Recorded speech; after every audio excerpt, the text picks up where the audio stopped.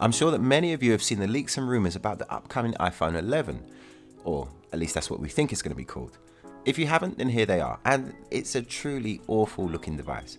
I mean, how could this possibly be true?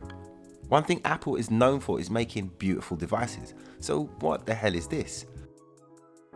Well, these leaks are based on what is thought to be a real part from the iPhone 11, which was stolen from the Foxconn factory, where they make the iPhone.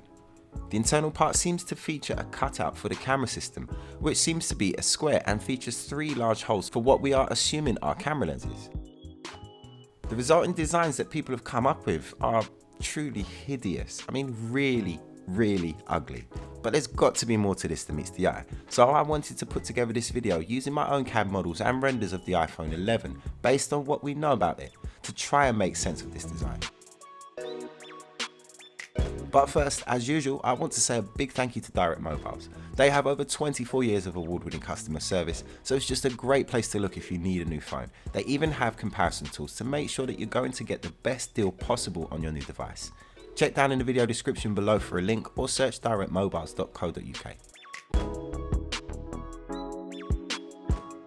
We know that it will have a triple camera system. The leakers so far have arranged the lenses in this triangular shape and have seemed to have made the lenses the same size as the holes that are in the stolen mid-plate. But I'm sure that the lenses won't be so big. The large holes could possibly suggest some kind of image stabilization across all 3 lenses.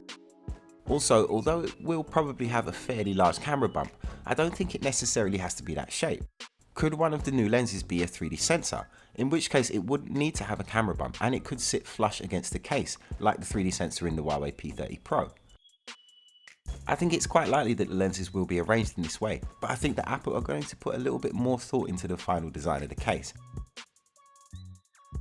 There's probably an outside chance for this one, but could the layout there be to accommodate some type of periscope style zoom?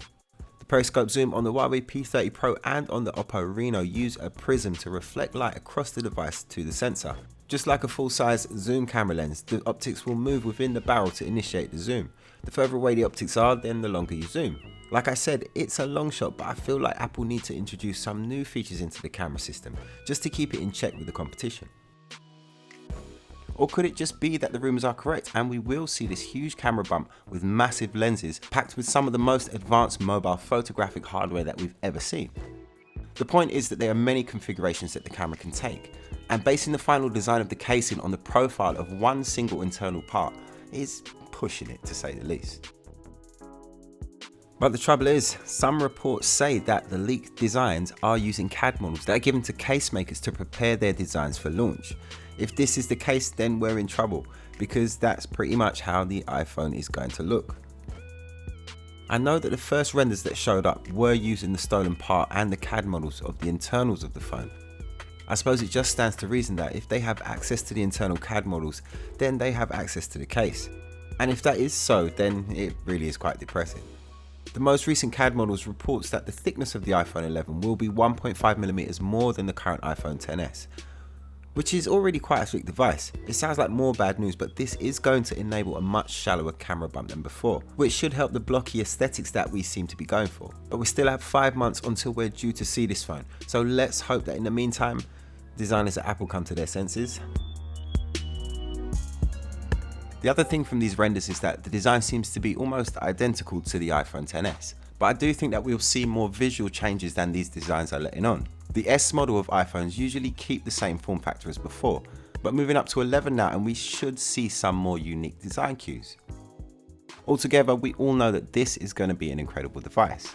I mean, I don't think Apple even need to try that hard. It's still the most powerful device on the market you can buy. Very few phones have a stainless steel construction, and all I think they really need to do is just increase the battery life, give it another camera and make it look nice, and it will sell like hotcakes. If they make it look like these renders, then I think they're really going to regret it. I just really hope that the leakers have got it wrong this time, but their track record is so good. It seems like this is going to be the new aesthetic for the new Apple device. Anyway, that's it from me. Thanks for watching my little ramble about the iPhone 11. If you enjoyed this video, then please hit the subscribe button, double tap notifications and smash the like button. Lots more phone and tech reviews on the way. You can follow me on Facebook, Instagram and Twitter, it's at Btekt, or add me on Snapchat at david.btekt.